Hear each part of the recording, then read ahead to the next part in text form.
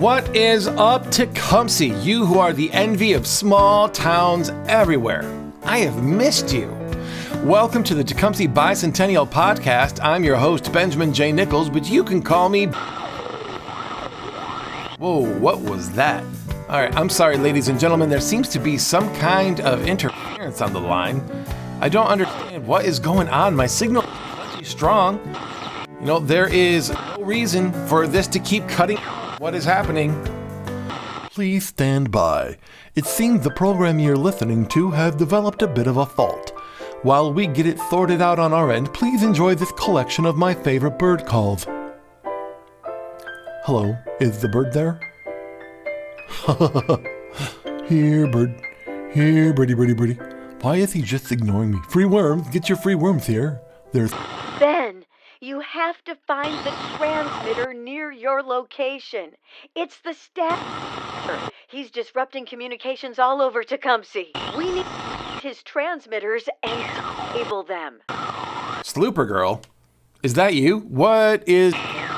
I'm confused. I'm just trying to do my pod... It's the Stalker, Ben. He's wreaking havoc all over Tecumseh.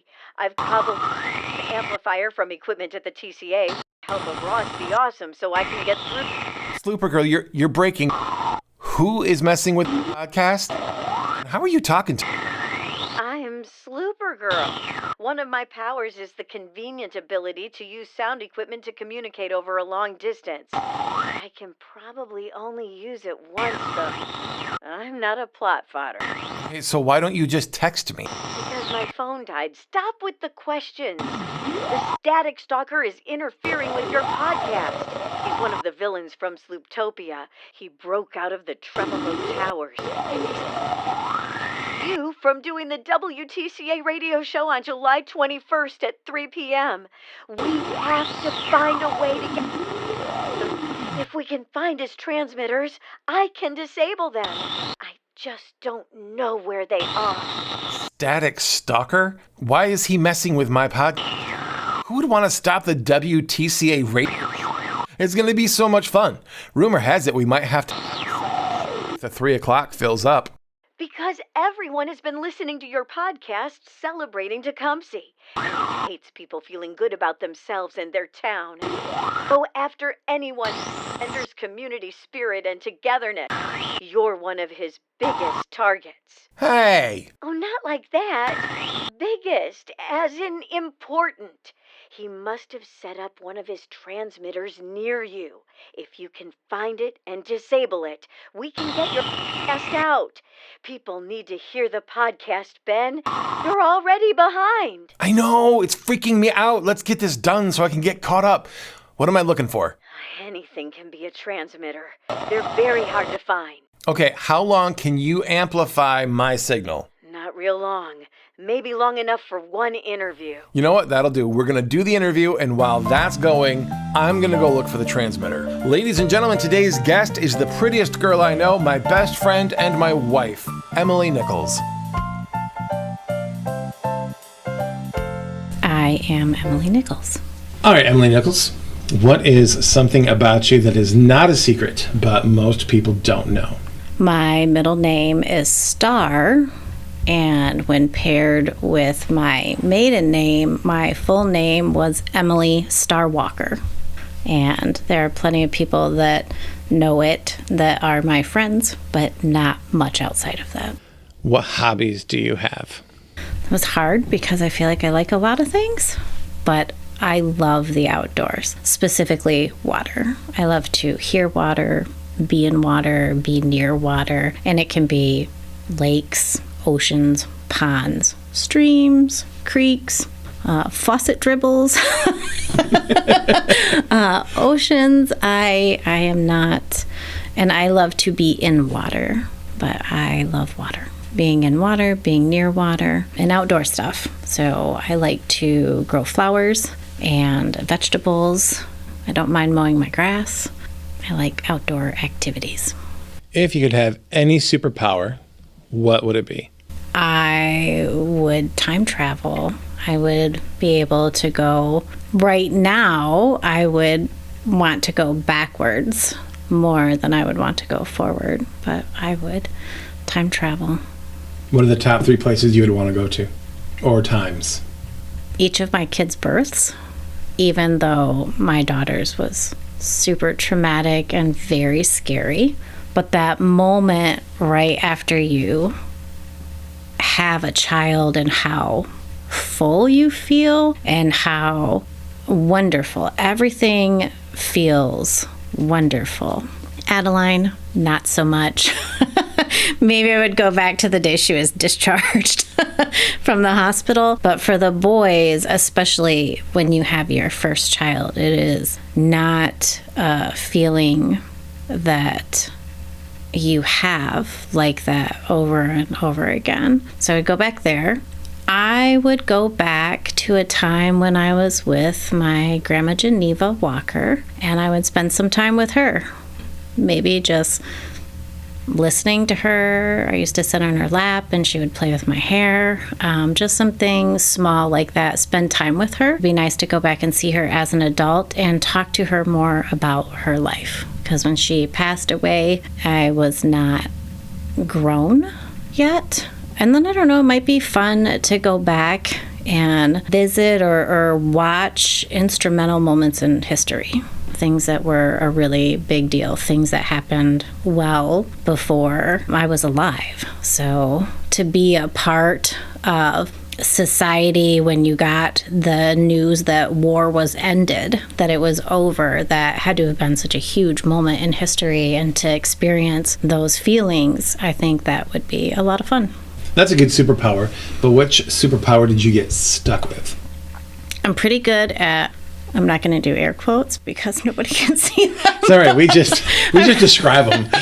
Pretty good at reading the room in a sense. I feel that my superpower is a bit like a chameleon, where you can kind of blend in to the situation or the event or the activity, however you want to describe it. Tell me a story that you plan on telling your grandkids. So many. So many. First of all, if we have grandkids. Because it's not looking good so far.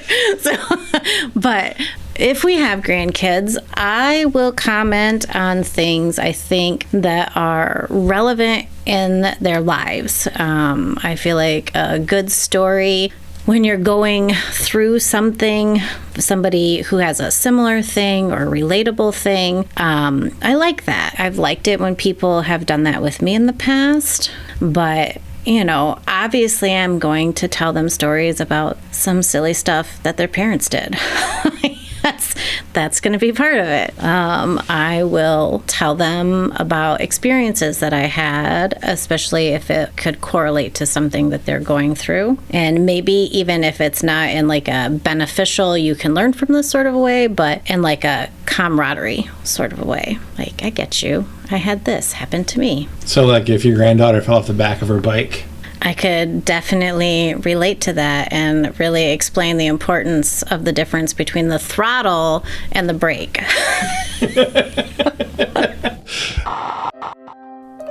Ladies and gentlemen, we interrupt this interview to bring you the following important update. I found the transmitter. It was hidden inside some broccoli. I never would have found it if Sluper Girl didn't say that it could be anything. At first I thought, nah, who would choose broccoli? But then I thought, villain.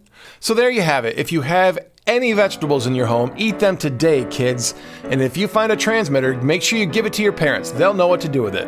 I myself am on my way to the TCA to meet with Sluper Girl about this Static Stalker nonsense and figure out how we can nullify him, and you can get back to the interview.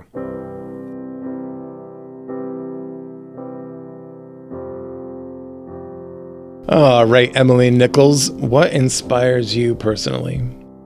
I feel like inspiration can come from so many places. Hope is the greatest inspiration, I feel like. I find myself not long without hope. I have moments and times where things have felt hopeless, but I feel that I rebound from that feeling pretty quick. And you can get inspiration from everywhere. I worked at Mott Children's Hospital, and there were sad things happening all around you so often, and then you would have some kid whose cancer was back and was remarkably joyful for an 8-year-old who just heard that their cancer came back. I think my children are inspiring. Nothing makes me, I guess, want to do better or be better more than my kids. To be a good example for them, and for them to see that even when things feel hopeless, that oftentimes you recover from that feeling, give it a day or two, and that it's okay to feel hopeless sometimes. It's just not a place to stay. But I think inspiration is everywhere. The dandelion growing out of the crack, right? We've all seen that image, surrounded by concrete, one tiny crack, and the dandelion is there and strong and healthy. It's just, inspiration comes from everywhere. What do you passionately care about? My family, my spouse, and my children, and even my extended family, people who are actually related to me, or people who are my friends, who I love them like family. I feel very passionate about that, and wanting everybody to have the best of all the things. What is your favorite memory in or involving Tecumseh? Okay, so this is hard for me. I feel like in my youth, I was impetuous and did not always make the best decisions. But for me, when I think of Tecumseh and I have like these good feelings and this nostalgia that's good nostalgia, that's happy, it has my friends in it. And I feel like Tecumseh is the place where I grew up and met and befriended people and their families, and have maintained these relationships all these years with so many people. And that is my best memory of Tecumseh, is growing up, meeting people who became like family, having these lifelong friendships, and all the other memories are wrapped around those feelings, those memories, the people that are in it. I have like 4 or 5 really, really good friends that I met in Tecumseh, lived in Tecumseh with them, grew up with them, knew their siblings, their parents, sometimes their grandparents, their cousins, really kind of became a part of their lives. And then I have a very good friend who moved to Tecumseh much later when I was an adult. But if it weren't for Tecumseh and her moving here, I wouldn't have that relationship that so many of my favorite cherished memories are wrapped up in. So let's say everyone, this is off script, but let's say every one of your friends is listening to the podcast and you're able to say just one thing to all of them in common. What would it be? That I absolutely, truly love you. And I love you all. And I love you sometimes the same. And I love you sometimes different, because you represent different things, but you are all so very equally important. And that my life in Tecumseh wouldn't be the same without any of you.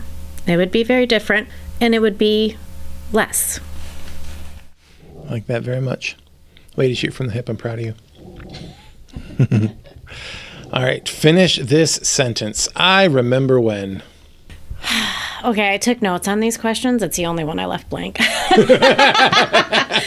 So I remember a lot of things that aren't present anymore. I remember going to the A&W that was here with my mom and my dad and eating out of the car and ordering a foot-long chili dog for the first time in my life.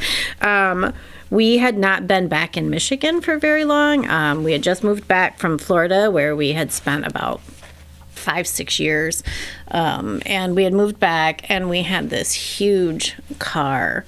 It wasn't a Bonneville, but it was something like that, right? It was just huge. And they brought the trays over, and I was able to order whatever I wanted for some reason, which, I don't know, maybe it was a turning of the page, because of my age. I was 9, so I don't know, but I was able to order my own meal. And I ordered a massive root beer float and one of the heaviest glasses I've ever had to pick up and put to my lips in my life. And there was a foot-long chili dog and onion rings.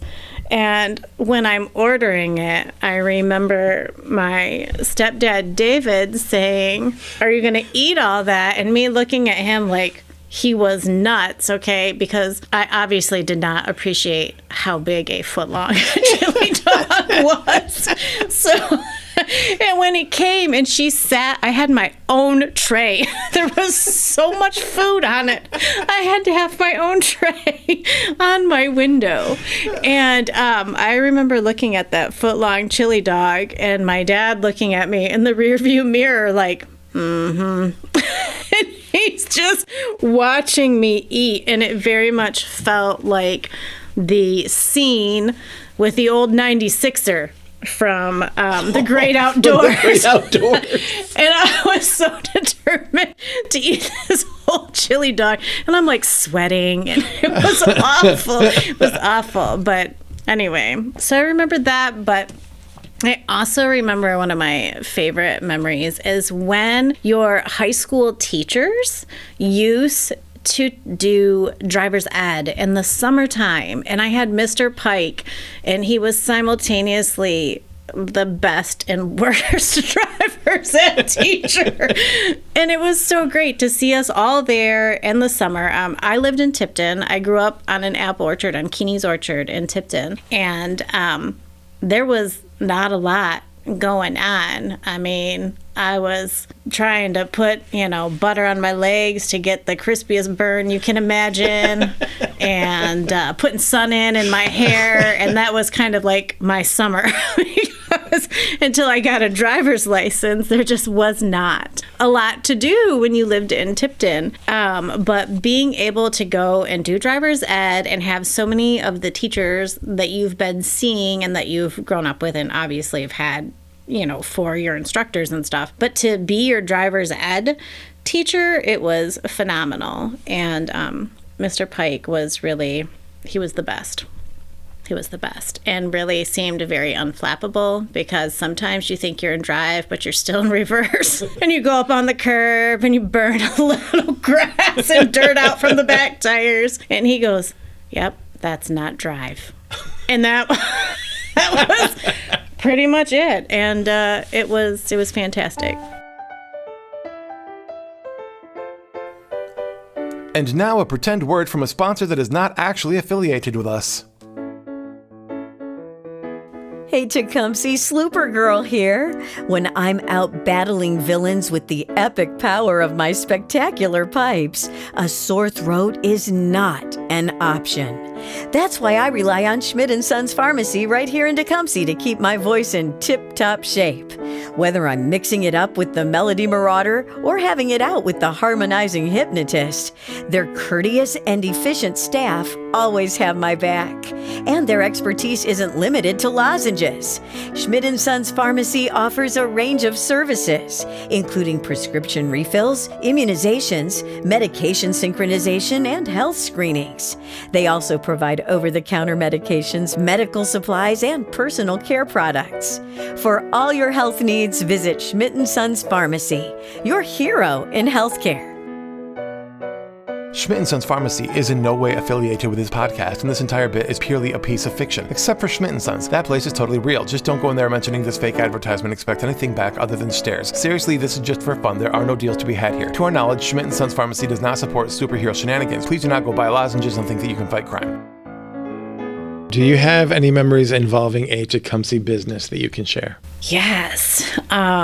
When I was in middle school, it was really close to Kenray. For those of you who are a lot younger, that's now where Dana Gillen has his optical office is in there. There's a quilting place upstairs and a couple of other little businesses downstairs. The Mustard Seed used to be in there. But when I was a kid, it was Kenray, and it was a drugstore. And they had long Jolly Ranchers.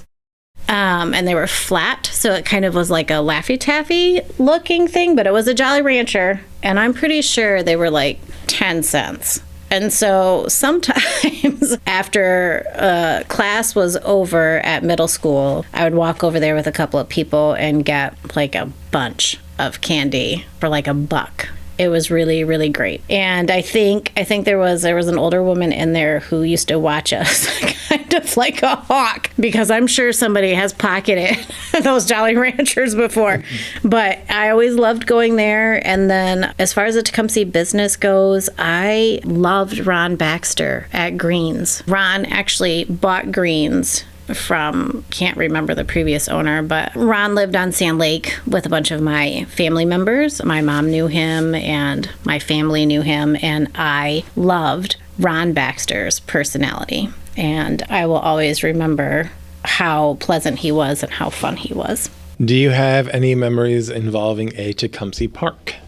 Yeah, but not really till I got older. I did go to the pit a couple of times when staying with the Hannahs, specifically Erica, and it was okay. I wasn't really allowed to go there. My mom thought that there was something, I don't know if it was, she was worried it was contaminated. I was going to grow fins and a third eye, like a Simpsons situation, or if she thought that somehow I couldn't swim, even though I had grown up on Sand Lake, and she would drop me off there and leave me there for 12 hours. So I don't know. So I didn't really go there a lot, but we lived in Herrick Park briefly, and so we did go to Bird Park. So I have memories there with the kids, skipping rocks, going for walks, playing on the swings. And I think of all the park memories that I have, those are my favorite. Do you have any memories involving a Tecumseh school? I do. This is heavy, you guys. My memory of school is not being afraid that it was going to be shot, that somebody would come in and shoot people in the school. I feel like getting in trouble with Mr. Lewis and Mr. Mobley is some of my favorite memories. Specifically, Greg Lewis calling me Walker for so long that I was convinced for a year he had no idea what my first name even was. But then when we became seniors and we got to go out to lunch and stuff, and we would be sneaking cigarettes in the parking lot or whatever when we were walking back into school, and Mr. Mobley catching us and him grabbing the cigarette out of your hand and putting it out in front of you, but then, you know, he would like smoke his own cigarette. But those are some of my best school memories. I also loved my English teacher. Her name was Pam Muncie, and she was this tiny woman, and she had this high-pitched voice, and she always had on fabulous makeup and heels. She wore such high heels. They were fantastic, and I absolutely loved her, and she made me feel like I was good at English and writing, and I absolutely adored her. She was by far in my top 3 favorite teachers of my entire life. What hopes do you have, Emily Nichols, for the future of Tecumseh? I have a couple. I hope that Tecumseh continues to be a safe place. I feel like overall Tecumseh is a safe place, and I hope it continues to be like that. And I hope that Tecumseh continues to support the LGBTQ community. I feel like I've seen a lot more of that. I know when I was a kid, there were people who would have considered themselves to be a part of that community, but we didn't talk about it. We really didn't acknowledge it. And I feel like Tecumseh has come so far in being inclusive to humans. I love that TCA is doing Pride for Lenawee County here. I'm proud of that, and I hope that that continues to grow. I'm very proud of Tecumseh for the growth that they have made in that direction. All right, 100 years from now, the city of Tecumseh will be celebrating its tricentennial. What words of advice or a message, a simple message, a morsel of a message for the people in their flying cars? I just hope that Tecumseh continues to grow in a positive way. I like the quaintness of Tecumseh, but I also like that it's gotten bigger. That I feel like it's taking strides. It's becoming more modern without being too modern. We still have lots of grassy areas. We still have lots of trees. We have old buildings and new buildings. And I love that mix of both. And I hope that stays. It's really too bad that the products couldn't have been repurposed into something. But I hope that part of Tecumseh remains, where you have the big little inclusive town feeling. I like that. Are there any questions that you wish that I would have asked? I'm sure people say no to this, but I'm going to say yes. Lay it on me. I wish you would have asked, is there any one person in Tecumseh or a specific person that you would like to give some kind of honorable mention to, or maybe like a little tidbit, or maybe they helped you somehow, and it's somebody from Tecumseh. All right, so do you have a shout out to give to somebody in Tecumseh? I do. To Ray Schmidt. I took shop class in middle school, and Mr. Schmidt, Ray Schmidt, was the teacher, and I adored him. I absolutely adored him. He didn't make me feel like I was any different because I was a girl, or because I couldn't do something because I was a girl. He was so super supportive, because traditionally shop class when we were kids was for boys. It was for teaching boys, when you become a man, this is something that you can take with you and use. And there were girls in the shop class, not a ton of them, but there were girls in there, and I absolutely loved it. And Ray really made you feel like you could do anything that they could do. And in fact, because it was part of the curriculum, you had to.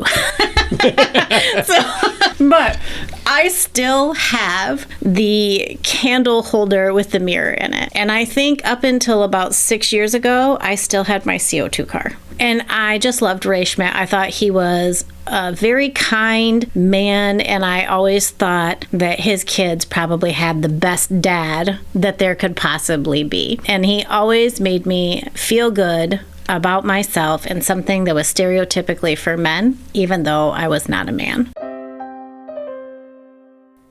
All right, Sluper Girl, my interview has posted, and I am working on getting my podcast back on track. So, who is this Static Stalker, and why on earth is he targeting me? The Static Stalker was once a brilliant radio signal expert named Dr. Maxwell Max Staton.